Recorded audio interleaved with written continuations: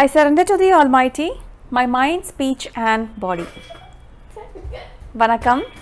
We are reading the Thirukkural written by Thiruvalluvar or Valluvar. This is an important book left behind by our Tamil ancestors. It teaches us how to grow in the path of love. This book shows us how to develop and enjoy the attachments in our life and also how to gracefully let go of the attachments in seeking a higher purpose. We are currently following Parimel Alagar's commentaries and now we have entered the preface to the commentaries. This section of the book is called as the Urai Payiram in Tamil. In the first line of Parimel Alagar's Urai, he promises the readers that he will show the way to Padam and Veedu, which are higher states of existence, by helping us understand four things: Aram, Porul or wealth, Inbam or pleasure and Veedu. Aram, Porul, Inbam and Veedu together are called as the Purartham. Veedu, also called as Mukti, is equal to the feet of God, and that experience is something that cannot be described in words.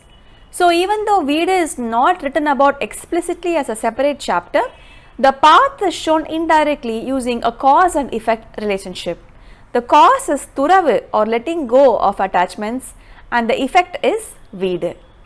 So if we leave aside Veedu, we then have three other parts of the Purartham, that is the Aram, Porul and Inbam, which we can try to understand using our intelligence. So we have started with the first topic, which is Aram. What is Aram? Parimel Alagar gives a very simple definition for Aram. He says it is Vidittana Seidal and Vilakkiyadai Olithal. That is, do the things as prescribed and avoid the things that are prohibited. And many people even before Valluvar have written about Aram. These people are called as Neethar. They are the people who don't have any attachments in life and they know how to become one with nature. And they use a yoga kachi to give us the Aram.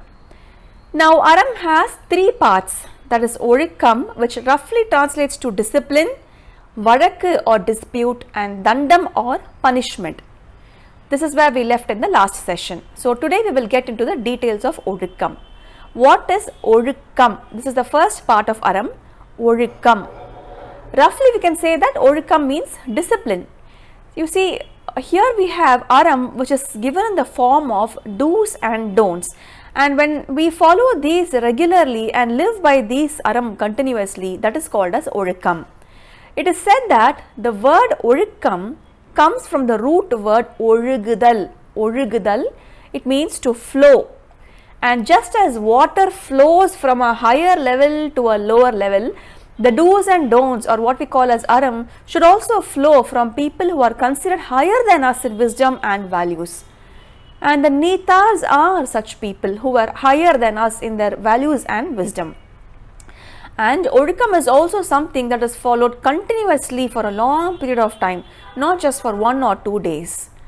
So now let us see what Parimel Alagar has to say about Ozhukkam. I will read the next line from the Urai Payiram, which describes Ozhukkam. அவற்றுள் ஒழுக்கமாவது அந்தணர் முதலிய வருணத்தார் தத்தமக்கு விதிக்கப்பட்ட பிரம்மச்சரிய முதலிய நிலைகளினின்று அவ்வவற்றிற்கு ஓதிய அறங்களின் வழுவாது ஒழுகுதல். Here Parimel Alagar says, he goes one step further and he says that when a person lives according to the do's and don'ts as prescribed for his or her varnam and ashramam, that is called Ozhukkam. So Parimel Alagar defines Ozhukkam as living by the do's and don'ts given for each varnam and ashramam. Varnam and ashramam, what are they? These are terms we came across when we visited the topic of Varnashrama Dharmam in a previous video. There I had explained in detail what is the Varnashrama Dharmam. I don't want to repeat the details here, please refer to that video. Here I will give a brief overview and some additional information on the topic. So Varnashrama Dharma, what is it? Just as how a colony of ants organize themselves into a functional group, or how a hive of bees will work together as a functional unit, our ancestors observed that when a diverse group of humans with different skills and age groups were brought together as a country or a colony or a society, they too automatically organize themselves in certain fashion to form a fully functioning society. they inevitably settle down into a specific order and each one performs their own roles. And that order is called as a Varna Ashrama Dharmam. Varna Ashrama Dharmam. And this order is based on the different roles played by humans in their lives. So broadly speaking, each of us have two roles in this life. One is a personal role and the other one is a societal role. So in the personal role, we start by being a student where we learn specific skills which will help us in the next stage. In the next stage, the student becomes a householder and raises a family, and then the householders become grandparents and finally they retire. So these are the personal roles and they are also called as a ashramam. The four ashramams are Brahmacharyam, which is the learning phase, the Grihastham, or this is a phase where one raises a family or the phase of a householder, the Vanaprastham is the retirement phase, and the Sannyasam is a phase in our life where we willingly let go of attachments. And these are the four ashramams. As for the Varnam, it is a role that we play in the society, and this depends on our skill set.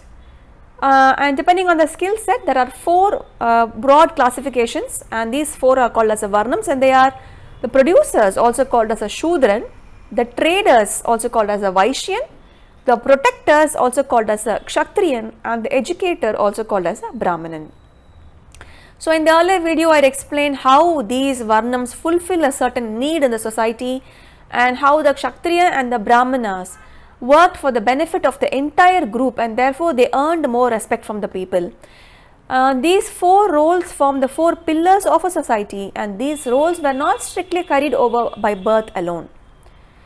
So now let me give a little bit of more information about the Brahmacharyam phase. As we saw earlier, this is the phase where we learn new skills. This is a learning stage. So what do we learn here? How do we know which subject to pick up and learn? There's a famous poet called Avvaiyar, and she says that each and every one of us in this planet naturally have a unique talent, something that will be very easy for us. When we identify what it is and work towards polishing it, we will definitely succeed in that field. Of course, in our current education system, we don't really focus on finding that uniqueness. We just dump all the education on our kids. But our ancestors tell us that that is a bad idea. Since each of us do have some talent in us, we would be better off in building on it. And also, Avvaiyar says that there's nothing to feel proud or ashamed of our talent. There's actually an interesting story. So one day, all the learned people in a king's court were boasting about how talented they were and how knowledgeable they were in their respective areas. And that's when Avvaiyar stood up and she composed a poem to drill home the point that each of us are great at something, and it's just silly to boast about our talents. I will recite the Tamil verses now. Van kuruviyin koodu val arakku tol karayan தேன் சிலம்பி யாவர்க்கும் செய்யறிதால் யாம் பரிதும் வல்லோமே என்று வலிமை சொல்ல வேண்டாம் கான் எல்லாருக்கும் ஒவ்வொன்று எளிது. What she's saying here is, the weaver bird builds one of the most fascinating structures as its nest. The nest of the weaver bird has a small narrow hole in the bottom which is very difficult for the predators to enter. And even though the hole is facing downwards, the egg that the bird would lay wouldn't fall down because the bird cleverly builds a flat surface inside the nest, so the eggs are well supported. And this wonderful construction of the nest is natural and easy for the bird. Similarly, the termite, it is a very small insect. We can easily squash it with our fingers, but a colony of termites have the capacity to reduce a wooden board to dust within 24 hours. That ability is natural for the termites. So does it mean that the termite is better or superior to the weaver bird, or the weaver bird is inferior? No. The honeybee is so clever that it has found a way to hang its food, which is in the liquid form, as its home with so many holes. The spider is clever that it can spin a web which serves dual purpose. The web serves as a net to catch its prey and also serves as a home for the spider. So each animal or insect in nature has its own skill. And does this mean that one form of life is better than the others? Certainly not. And so is the case with humans too, she says. Each of us are going to be best at something, and really there's nothing to boast or brag about and call oneself superior or inferior to others. So coming back to our topic, any skill, whether it is fishing or rock climbing or software programming, requires learning. Even begging for food requires learning. So the initial years of our life are spent in learning that specific trade. Because in these early years there's little distraction, and so it was easier to control the senses and devote our entire attention to learning. And this stage of life is called as a brahmacharyam. The people who are in this stage are called as a brahmachari. And there are two types of brahmacharis. The first kind is called as the Baudiga brahmachari. Here people would allocate a certain time period of their life for learning, and during this time they practice restraint of the senses. They wouldn't care too much for physical comforts.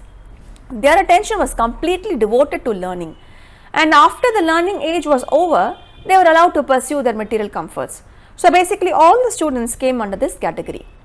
The second category of brahmacharis are called as a Naitiga brahmachari, and here we have the more sincere learners.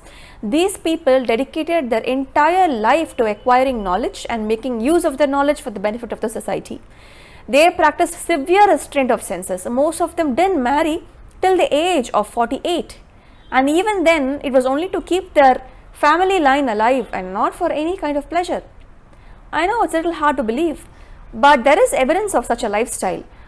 This is recorded in a poem called Tirumurugatrupadai, written by the poet Nakkirar. Here Nakkirar says, I'll read the Tamil lines. Aru நான்கு இரட்டி இளமை நல்யாண்டு ஆறினில் கழிப்பிய அரண்நவில் கொள்கை மூன்று வகை குறித்து முத்தி செல்வத்து இருபிறப்பாளர். Here aru நான்கு means 6 times 4, which is 24, and iratti means double, so 48. So here this line says that the educators pushed their marriage to as late as 48 years of age.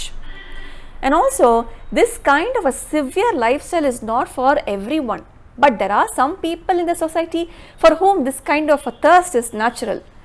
So they took this path of the Naitiga brahmacharyam. But for the rest of the group, the Baudiga brahmacharyam lifestyle served the purpose. But as I had said earlier, even here, when the focus of learning was aligned with the natural talent, then the student automatically exhibited a thirst for knowledge. One automatically became a fantastic student. What is a fantastic student? So there's a small story from Mahabharata. The young prince Arjuna is often cited as an example of an exemplary student. See, the Mahabharata is an ancient Indian epic where the main story revolves around two branches of a family, the Pandavas and the Kauravas, who were cousins, but they go to a terrible war for the throne of Hastinapura. The Pandavas were 5 brothers and Arjuna was one among them. He had a natural talent for archery. The Kauravas were 100 brothers and the eldest among them was called as Duryodhana. When the princes were young, they went to a Gurukul, which is a school where all children would stay with the teacher and learn the required skills. Their teacher was someone called Guru Drona or Dronacharya. One day, Drona gives each prince a pot to fill with water from a nearby river and come back as soon as they could. And whoever came first would receive an extra lesson. Now, Guru Drona was not a fair teacher. You see, his son was also a student along with the other princes, and if he gave his own son, who goes by the name of Ashwatthama, a wide-necked pot, unlike the others' narrow-necked ones, hoping that his son will be the first to return from the river, and thereby he could teach his son a little extra than the other students. Now, Arjuna sees that Ashwatthama was able to fill up his pot of water quickly, and he also noticed that the mouth of Ashwatthama's pot was wider. So what Arjuna did was, he used his knowledge of a mystical water weapon to widen his pot's neck, and he started filling his pot quickly and returned first. His teacher was impressed. So this shows his natural thirst for knowledge. He was like that. He had to be the best in his field and he wasn't going to miss any lessons with or without the teacher's partiality. And because he was natural at his bow and arrow, he succeeded in his skill and even became the teacher's pet. Now, some disciples of Guru Dronacharya felt that their guru appreciated Arjuna a little more than anyone else. So they were jealous of Arjuna. Even the elders in the family felt that the guru was being partial towards Arjuna and he was secretly teaching him a little more. But Drona said Arjuna shone because of his own natural interest and nothing would hinder his appetite for knowledge. To prove this, he invited all the elders to his ashram or Gurukul and asked them to observe the class discreetly. And on that day, Guru Dronacharya took all his disciples to a river for a bath. On the way, he gathered all his students below a banyan tree and there he pretended to have forgotten a cup of oil. So he asked Arjuna to fetch his cup of oil which he had forgotten at the ashram. He gave him one condition, that is, under no circumstance should Arjuna place the oil cup on the floor. Arjuna agreed and went back to the ashram to get the oil cup. Meanwhile, the Guru decided to demonstrate the power of an arrow coupled with a mantra or a sacred chanting. While Arjuna was away, Guru Dronacharya explained to all the other disciples that there was a mantra which when recited would make an arrow pierce a hole in every leaf of the banyan tree. He said, "Now I will show you how I can make a hole in every leaf of the banyan tree in one go using just one arrow charged with this mantra." And so saying, Dronacharya wrote the mantra on the ground and he shot an arrow charged with that mantra. That arrow went on to make a hole in every leaf on the tree. All the disciples were in awe to see this. And later, Guru Dronacharya took his students to the river to bathe. Meanwhile, Arjuna returned from the ashram with the Guru's oil cup. He noticed that all the footprints were going towards the tree. He also noticed the perforated leaves on the tree. And he started thinking, these leaves were intact when I left. Where did the hole come from? If the Guru has taught some new lesson, then there must be some indication about it here somewhere. So Arjuna looked around and he noticed a mantra written on the ground. And he read that mantra, he memorized it and he wanted to try it out. Then he remembered what his Guru said about not placing the cup down anywhere on the floor. So Arjuna lifted his bow and he shot an arrow and sent his oil cup into the sky. And he fired a second arrow charged with the mantra. The first arrow held the oil cup and the second arrow that sprang from his bow pierced a second hole in every leaf. And Arjuna was pleased that he didn't miss any lesson and he also kept up his word. On the return from the river, the Guru and the disciples were shocked to see a second hole in the leaves. Guru Drona understood what had happened. He called forward Duryodhana and he asked him to repeat the mantra. Duryodhana couldn't recollect anything.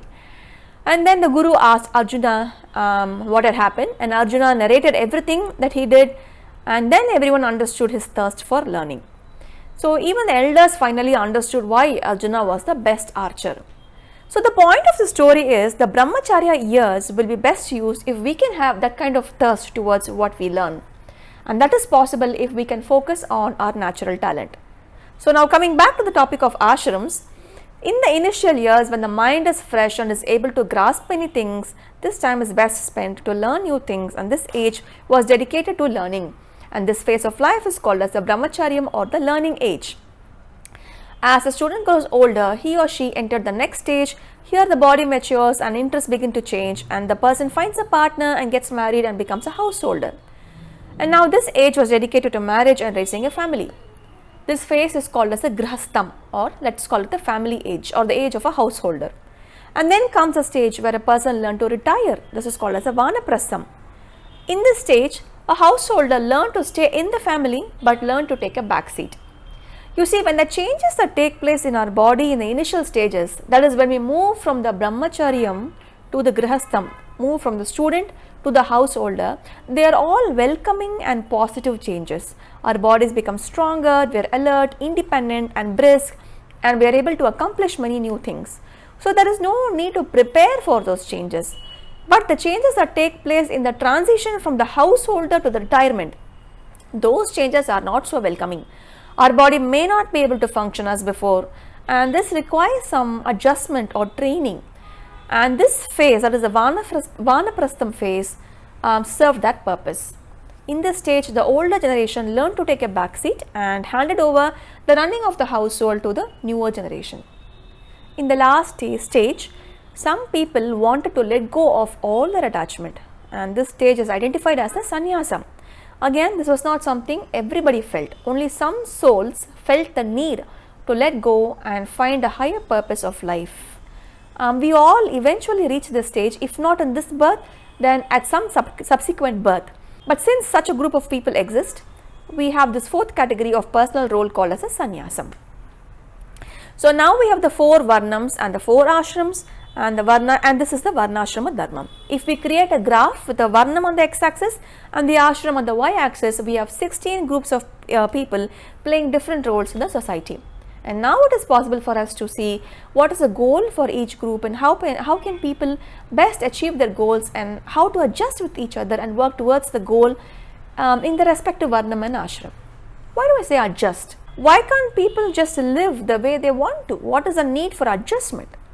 See, when a diverse group of people come together, each person sacrifices some individual freedom for the collective benefit of the group. When a single person is living all by herself, then he or she can live however she wants. But when 2 people start living together, we see that some adjustments are needed for the benefit of both. We can see that in our own lives. If we are living with our partner, then we see that each person sacrifices some of their freedom for the peaceful coexistence of the couple. If this is the case with just 2 people coming together, then when a large group of people come together, then complete freedom for everyone is just a myth, isn't it? For a society to function peacefully, then each person is making a small sacrifice of their freedom. A small example will illustrate this point. If I like to circle my umbrella when I walk, it is my freedom. But I should also take care that it doesn't hurt anyone else. There I have to limit my freedom. So this kind of give and take is necessary for the benefit of the group, and complete freedom for all is not practically possible. So keeping this in mind, the varnashrama dharmam allowed for the aram to be specified for all the groups of people. Coming back to Parimal Azhaga's definition of Ozhukam, when a person lives according to the do's and don'ts as prescribed for his varnam and ashramam, that is called as Ozhukam. That is, when a person can adhere to the aram as prescribed for his or her varnam and ashramam, then such a life is called as Ozhukam. Now I think I will end here, but I find it quite surprising that 2,000 or 3,000 years ago, there were people who have approached this subject in an organized fashion. They have defined what is aram, they have found that it has 3 subparts and they have clearly defined each subpart. They have observed the dynamics of the society and given simple instructions for common people to follow and achieve their goals within their group. And that's pretty close to what we do in our modern research, isn't it? That's really something to think about. Anyway, today we have seen what is Ozhukam, and we will continue with the other 2 parts of aram, that is Vazhakku and Dandam, in the next session. Thank you all for listening, and Nandri Vanakkam.